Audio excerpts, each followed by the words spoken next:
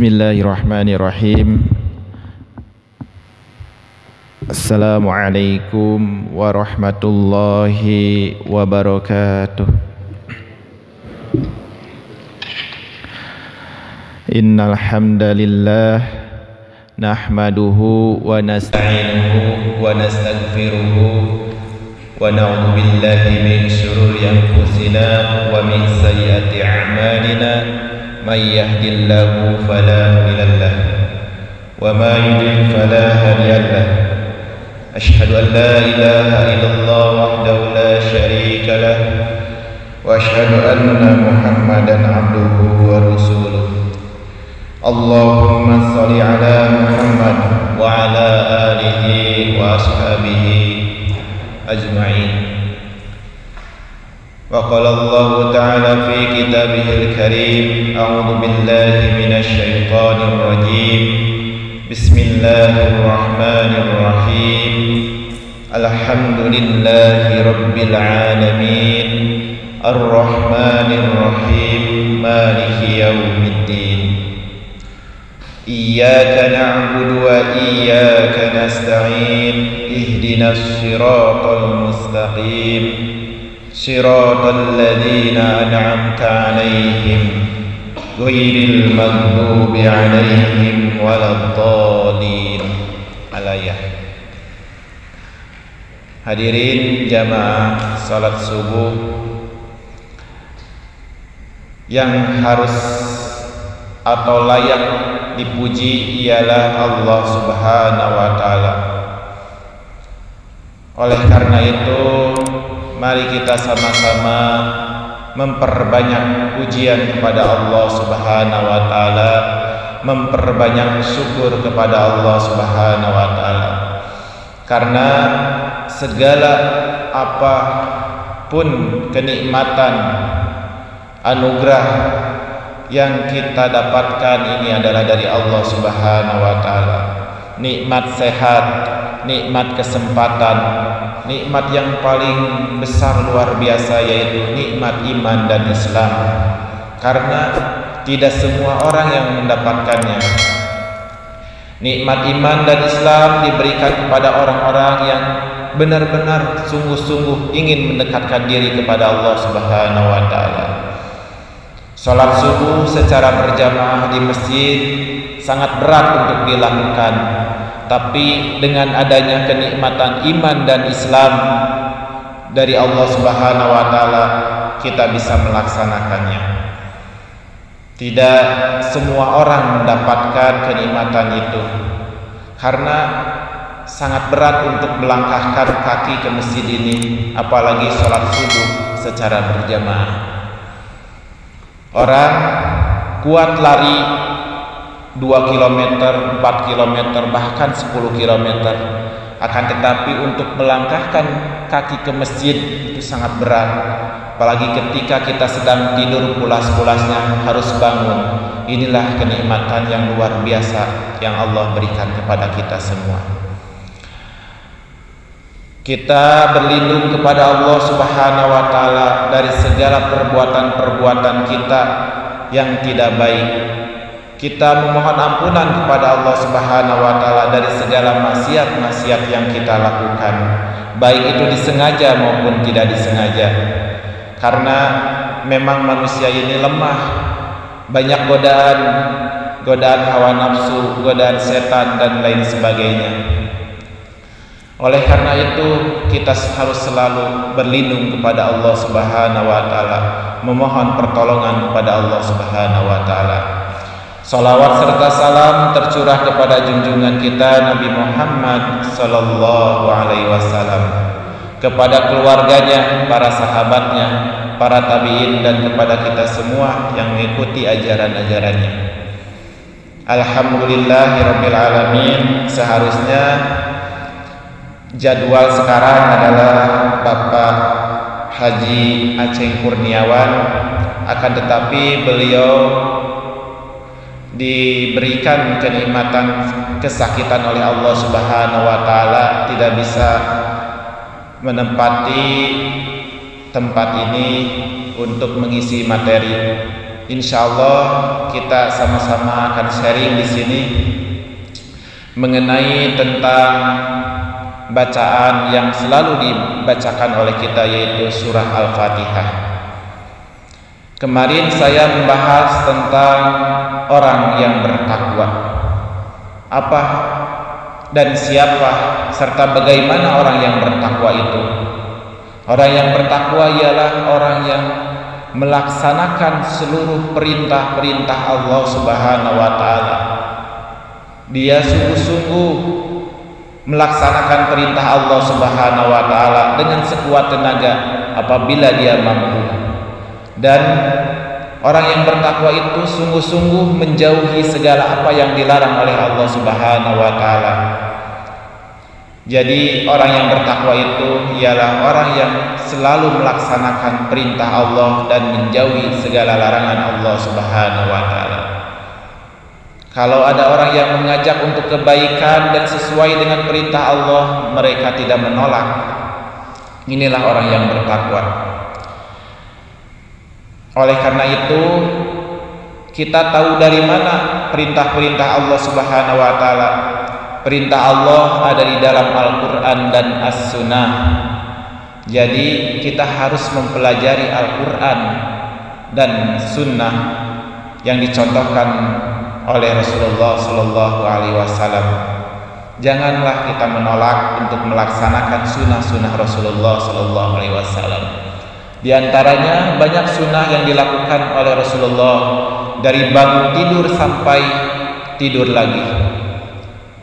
Dan ibadah-ibadah mahdohnya seperti sholat sunnah rawatib, sholat sunnah duha, sholat sunnah tahajud. Nah ini jangan menyepelekan, akan tetapi kita harus sungguh-sungguh untuk bisa melaksanakan sholat sunnah tersebut. Ada puasa sunnah Senin Kamis, Yaumul Bid dan Asyura lain sebagainya. Kita harus sungguh-sungguh untuk melaksanakannya. Setidaknya dalam sebulan kita melaksanakan puasa sunnah itu 3 hari minimal. Kalau bisa ditambah Senin Kamisnya. Nah ini sunnah-sunnah Rasulullah yang memang kita berat untuk melaksanakannya. Kalau orang yang bertakwa itu dia benar-benar bersungguh-sungguh untuk melaksanakannya. Baik, kita lanjut ke pembahasan, yaitu surah Al-Fatihah ayat pertama. Bismillahirrahmanirrahim. Dengan menyebut nama Allah yang Maha Pengasih lagi Maha Penyayang. Apabila kita melihat beberapa tafsir, yang paling terkenal di Indonesia ini adalah tafsirnya Ibnu Katsir, bahwa Bismillahirrahmanirrahim ini adalah satu surah dengan Al-Fatihah atau tidak. Ini banyak pendapat. Di antaranya adalah dari Abu Hurairah, beliau menyatukan surah Al-Fatihah ini, yaitu ada basmalahnya, tapi para sahabat yang lain itu terpisah. Tapi yang jelas dalam Al-Quran, di dalam surat An-Naml itu Bismillahirrahmanirrahim ada. Nah, apabila kita mengikuti imam dan imam ada yang membacakan Bismillahirrahmanirrahim secara zahir, secara dikeraskan, maka itu ikuti. Apabila tidak dikeraskan, maka ikuti pula. Itu sah. Dua-duanya ada keterangannya. Oleh karena itu kita jangan menyalah-nyalahkan. Inilah kalau kita terus belajar, kita terus menggali ilmu, menggali hadis-hadis Rasulullah Sallallahu Alaihi Wasallam, insya Allah kita akan lebih luas, karena Islam itu lebih luas. Bismillahirrahmanirrahim. Hikmahnya ialah ketika kita akan melakukan pekerjaan baik, digaris bawahi pekerjaan baik, maka harus dengan diawali membaca Bismillahirrahmanirrahim, dikaitkan dengan Allah Subhanahu wa taala. Supaya apa? supaya pekerjaan kita itu menjadi berkah. Insya Allah Pak, ketika kita benar-benar mengucapkan basmalahnya, sesuatu pekerjaan itu akan lebih mudah dilakukan karena dikaitkan dengan Allah Subhanahu wa taala. Bismillahirrahmanirrahim, dengan menyebut nama Allah yang Maha Pengasih lagi Maha Penyayang. Jadi Allah itu Maha Kasih lagi Maha Penyayang. Allah memberikan rezeki kepada seluruh makhluknya tanpa kecuali, baik makhluk itu tidak mengikuti ajaran Allah dan Rasulnya ataupun makhluk itu beriman kepada Allah dan Rasulnya, Allah berikan rezeki. Di dunia ini semua manusia akan mendapatkan rezeki, tapi Ar-Rahim belum tentu Allah sayang. Kepada siapa yang akan disayang oleh Allah Subhanahu wa taala? Kepada orang-orang yang mengikuti Allah Subhanahu wa taala, yang mengikuti ajaran Rasulullah sallallahu alaihi wasallam. Inilah yang harus kita raih, yaitu kasih sayangnya Allah Subhanahu wa taala.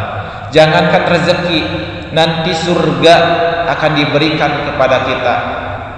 Bismillahirrahmanirrahim. Setiap pekerjaan kita ucapkan dengan menyebut nama Allah Subhanahu wa taala. Meskipun pekerjaan itu tidak mungkin kita bisa lakukan. Kalau bapak-bapak membaca sejarah Rasulullah SAW ketika diturunkannya wahyu kepada Rasulullah SAW, surah apa Pak? Surah Iqra.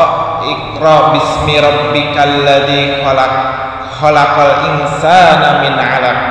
Rasulullah itu tidak bisa baca dan tidak bisa tulis. Makanya ketika Iqra wahai Muhammad, kata malaikat Jibril, Iqra, baca wahai Muhammad, baca wahai Muhammad. Rasulullah SAW menjawab, ya wahai fulan, karena belum mengetahui itu adalah malaikat Jibril. Saya tidak bisa membaca, benar-benar saya tidak bisa membaca dan tidak bisa menulis. Maka malaikat memeluk Rasulullah, Iqra Muhammad, baca Muhammad, Bismi rabbikal ladzi khalaq, dengan nama Tuhanmu. Nah, ini dikaitkan dengan Allah. Nabi Muhammad tidak bisa baca, tidak bisa tulis, tetapi Nabi Muhammad bisa memahami Al-Quran sebegitu tebalnya, bisa membacakan Al-Quran sekali baca dari malaikat Jibril, langsung Nabi Muhammad bisa membacakan kepada umatnya. Ini adalah pertolongan dari Allah Subhanahu wa taala. Jadi sesuatu yang tidak mungkin Allah akan berikan kepada kita ketika kita yakin kepada Allah dan dikaitkan dengan Allah, yaitu dengan bacaan basmalah, Bismillahirrahmanirrahim. Tapi kita benar-benar harus meyakininya, benar-benar yakin, benar-benar beriman kepada Allah. Insya Allah setiap pekerjaan akan mudah dilakukan. Ini adalah contoh Rasulullah SAW. Beliau tidak bisa baca dan tulis, tapi bisa mengajarkan Al-Quran yang sebegitu tebalnya.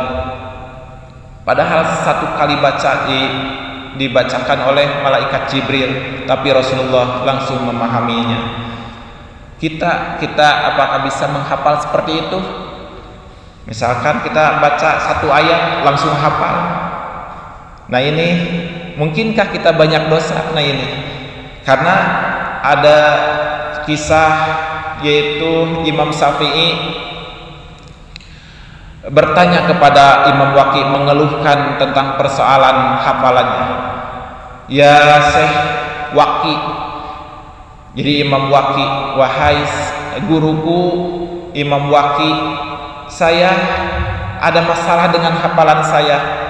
Jawabnya Imam Waqi, tinggalkan maksiat, tinggalkan dosa, Maksiat itu bukan hanya kita misalkan minuman keras dan lain sebagainya.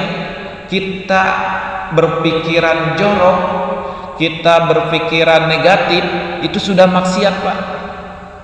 Apalagi kita kalau misalkan buka-buka HP terus ada gambar-gambar yang memang tidak seharusnya kita harus lihat, kita lihat, itu juga maksiat, Pak. Makanya Imam Syafi'i pernah melihat betis sedikit aurat orang lain, hafalannya rontok berapa ayat Al-Quran.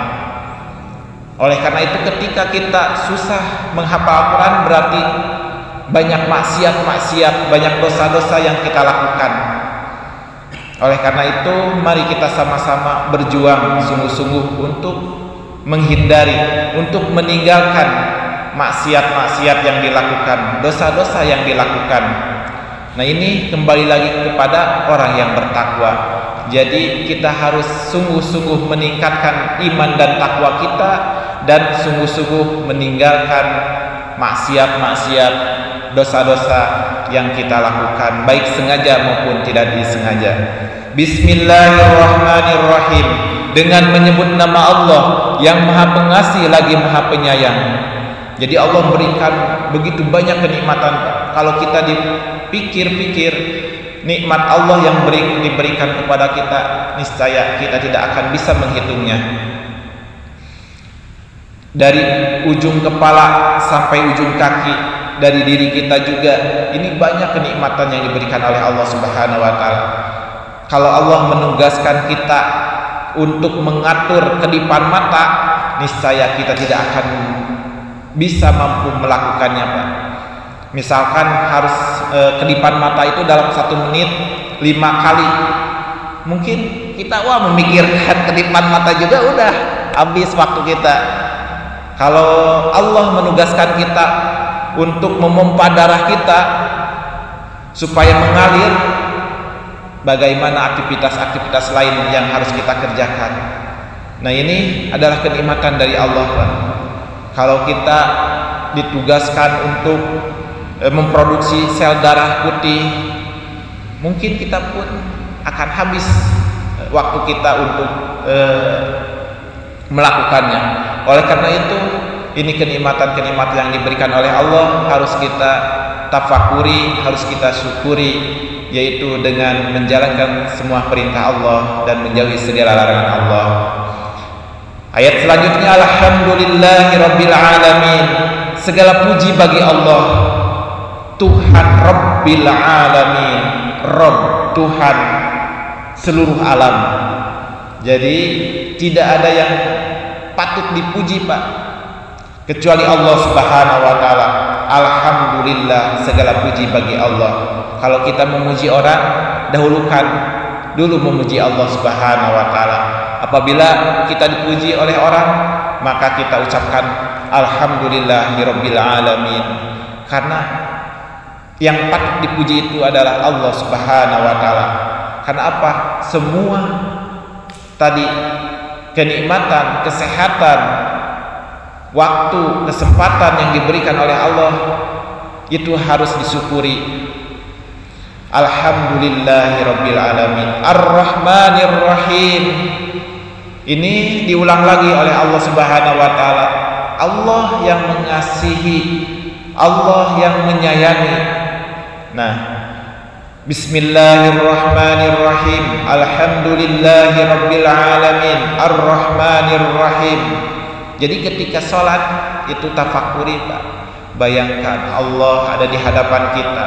Kita menyebut nama Allah, kita berdialog dengan Allah. Maliki yaumiddin, yang merajai nanti di hari kiamat, di hari pembalasan. Jadi Allah yang menguasai nantinya. Tidak ada yang bisa menolong ketika kita disiksa atau dimasukkan ke dalam neraka, siapapun itu, baik orang tua. Maka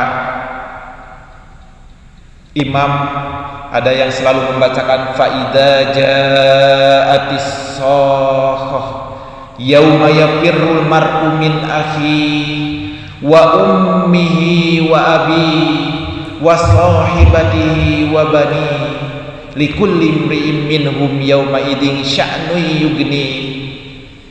Jadi apabila datang pada hari itu, yaitu kekuasaan Allah, maka ummi, ibu, abi, bapak, wabani, anak, tidak bisa saling tolong menolong, Pak. Nanti di hari kiamat, di hari pembalasan, itu masing-masing, Pak. Fa idza ja'atis yauma yafirul mar'u min akhi wa ummihi wa abihi wa sahibatihi wa bani. Di dunia kita bisa saling tolong menolong, anak dengan bapak, bapak dengan anak, ibu dengan anak, anak dengan ibu. Tapi nanti di hari akhirat tidak ada yang bisa menolong. Itu masing-masing, Pak. Di dalam surah Abasa, Maliki yaumiddin iyyaka na'budu wa iyyaka nasta'in. Ini, Pak, kita selalu mengucapkan hanya kepadamu ya Allah hamba beribadah, wa iyyaka nasta'in, dan hanya kepadamu ya Allah hamba memohon pertolongan. Terkadang kita selalu menuhankan materi, Pak. Terkadang juga kita selalu menuhankan uang, Pak. Padahal di dalam sholat kita selalu mengucapkan iyyaka na'budu wa iyyaka nasta'in. Jadi menuhankan itu ialah segala-galanya gitu, Pak. Padahal yang segala-galanya itu adalah Allah Subhanahu wa taala. Iyyaka na'budu wa iyyaka nasta'in. Ketika kita berada di sebuah perjalanan atau pekerjaan, padahal kita mampu untuk berhenti dulu, untuk beristirahat dulu, untuk menunaikan ibadah kepada Allah, sholat. Bahkan kita dikalahkan oleh yang namanya materi, oleh yang namanya uang. Kita mengutamakan dulu yaitu keuntungan, mengutamakan dulu yaitu apa yang menjadi untung di dunia ini, bukan Allah Subhanahu wa taala yang didahulukan. Inilah yang harus kita tafakuri. Kita mendahulukan Allah atau mendahulukan keuntungan. Misalkan berdagang, apabila dagangan kita itu harusnya tidak boleh memakai pewarna ataupun pengawet, karena pengawet pewarna itu akan merusak orang dan dilarang oleh Allah, tapi banyak pedagang yang melakukannya. Nah, itu berarti mendahulukan uang, Pak, bukan mendahulukan Allah. Kalau mendahulukan Allah, dia itu akan mengikuti perintah Allah. Banyak orang yang mencari uangnya atau mendapatkan yaitu materi dengan cara menipu, terus mengurangi timbangan. Nah, itu bukan mendahulukan Allah, tapi mendahulukan materi, Pak, mendahulukan uang. Nah, ini kita harus sampai sana, Pak, harus sampai sana. Kita tafakuri, kita baca tafsir Ibnu Katsir, Al-Baghawi dan lain sebagainya. Banyak tafsir yang menjelaskan tentang itu, Pak.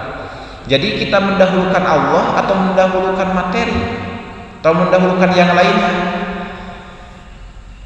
Nah, di sini yang harus kita tafakuri. Iyyaka na'budu wa iyyaka nasta'in, dan kita harus memohon pertolongan kepada Allah Subhanahu wa taala. Ihdinas siratal mustaqim. Nah, ini, Pak, kita benar harus sungguh-sungguh yaitu memahami tentang ayat ini, ihdinas siratal mustaqim. Kita memohon kepada Allah yaitu petunjuk yang lurus, Pak. Ihdinas siratal mustaqim. Ya Allah, hamba mohon petunjuk yang lurus. Oleh Allah Subhanahu wa taala kita diberikan petunjuk yang lurus. diberikan yaitu jalan-jalan kemudahan untuk melakukan kebaikan-kebaikan, tapi kitanya yang memang menjauh dari Allah. Ada kesempatan misalkan ada orang yang minta-minta, ataupun ada kesempatan canceling lewat kepada kita, itu adalah jalan lurus dari Allah Subhanahu wa taala. Kita mau memasukkan uang materi kita kepada amal jariah atau tidak ya. Jadi kebaikan-kebaikan yang harus kita lakukan itu pada datang sebetulnya, tapi kitanya kesempatan itu dipergunakan dengan baik atau tidak. Padahal kesempatan-kesempatan yang baik itu ada. Misalkan ada yang ngajak untuk kajian ilmu seperti ini, kita menjauhinya. Padahal sudah ada yang ngajak, kita pun ada waktu kita. Nah itu adalah ihdinas siratal mustaqim, sudah ditunjukkan oleh Allah, yaitu jalan-jalan yang lurus, jalan-jalan kebaikan. Siratal ladzina an'amta 'alaihim ghairil maghdubi 'alaihim waladdallin, yaitu jalan orang-orang yang diberi nikmat oleh Allah Subhanahu wa taala. Siapa Pak yang diberi nikmat? Yaitu para nabi, para syuhada, para sholihin, para shodiqin. Itu adalah orang-orang yang diberi nikmat oleh Allah Subhanahu wa taala. Jadi ketika beribadah itu nikmat, ketika kita beraktivitas di dunia ini nikmat Pak, bahagia. Jadi surga itu sudah datang di dunia ini Pak kepada mereka. Jadi kenikmatan kepada mereka sudah datang. Siratal ladzina an'amta 'alaihim, yaitu jalan orang-orang yang Engkau telah beri nikmat kepada mereka. Ghairil maghdubi 'alaihim waladdallin, bukan jalan orang-orang yang Engkau murkai dan yang tersesat. Jadi kita selalu memohon kepada Allah Subhanahu wa taala untuk diberi kenikmatan, yaitu jalan seperti jalan orang-orang yang diberi kenikmatan, yaitu para nabi, para siddiqin, sholihin, syuhada dan lain sebagainya. Ini surah Al-Fatihah ini kita harus benar-benar memahaminya. Banyak bertanya kepada para ulama, para kiai, para ustadz. Insya Allah keilmuan kita akan bertambah, insya Allah Pak.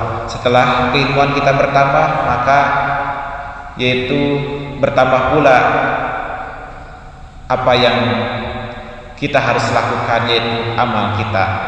Jadi amal-amal kebaikan kita harus bertambah pula ketika ilmu kita bertambah. Sebetulnya pembahasan Al-Fatihah ini masih dangkal. Kalau lebih luasnya kita harus lebih banyak membaca, yaitu tafsir-tafsir yang sudah terkenal. Kita bisa baca tafsirnya Ibnu Katsir, tafsirnya Al-Baghawi dan lain sebagainya. Al-Qurtubi, itu tafsir-tafsir yang memang kita harus baca, harus pelajari. Mohon maaf bila banyak kesalahan, yang benarnya dari Allah Subhanahu wa taala, yang salahnya dari kelemahan saya, dari kedoifan saya. Assalamualaikum warahmatullahi wabarakatuh.